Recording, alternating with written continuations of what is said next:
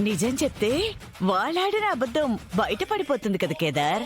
అందుకే జగదాత్రి అంత ధైర్యంగా మొదటి భార్య చనిపోయింది, ఆమె నా ఒంట్లోకొచ్చిందని వాణ్ణి పిచ్చ కొట్టుడు కొట్టమని చెప్పింది. అయినా అందరూ సమస్య రాగానే భయపడి కుంగిపోతుంటే నువ్వేంటే సమస్య వచ్చిన సెకండ్స్ లోనే దాని నుంచి ఎలా బయటపడాలా అని ఆలోచించి మంచి ఐడియా ఇచ్చావు. నీ తెలివే నా బంగారు తల్లి. నీ తెలివితో నీ లౌక్యంతో పోటీ పడాలని, నీ మీద గెలవాలని నిషిక ప్రయత్నిస్తుంది.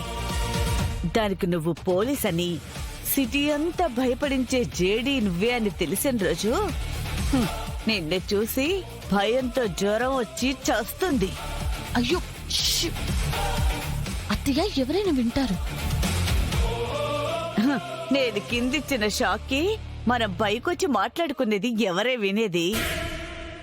దాత్రి, ఇవాళ పెన్ని చేసిన పర్ఫార్మెన్స్ కి భద్రం ఇక ఈ ఇంటి వైపు కూడా చూడ్డం ఒక పెద్ద గండం తప్పినట్టే.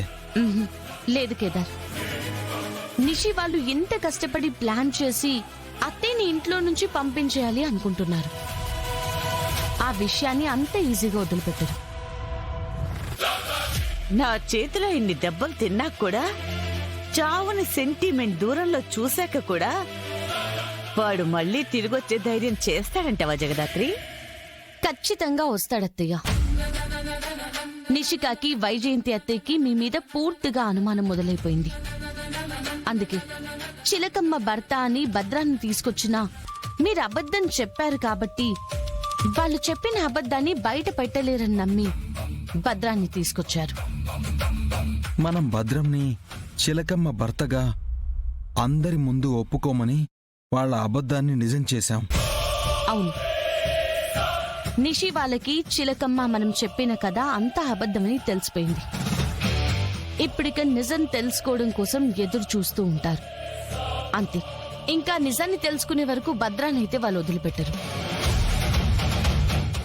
మరి కౌశికి ముందు ఆ భద్రం నిజం మనమే బయట పెట్టేస్తే అప్పుడు మనం చెప్పింది కూడా అబద్ధమని అందరి ముందు ఒప్పుకున్నట్టే అయిపోతుంది అత్తయ్య. ఇది కరెక్టే. అదే భద్రాన్ని తీసుకురావడం నుంచి అసలు ఇదంతా వాళ్ళ ప్లానే అని వాళ్లే చెప్పాలి. అప్పుడు కూడా మనం భద్రం ఎందుకు చిలకమ్మ భర్త కాదని చెప్పలేదని అక్క అడుగుతుంది కదా దాత్రే? అడుగుతుంది కేదార్. కానీ మనం అసలు ఆ భద్రం ఎవరు, అతనికి చిలకమ్మ డీటెయిల్స్ ఎలా తెలిసాయో కనుక్కోవడానికి, భద్రం ఇంట్లోకి రావడం వెనుకున్నది ఎవరో తెలుసుకోవడానికి నాటకం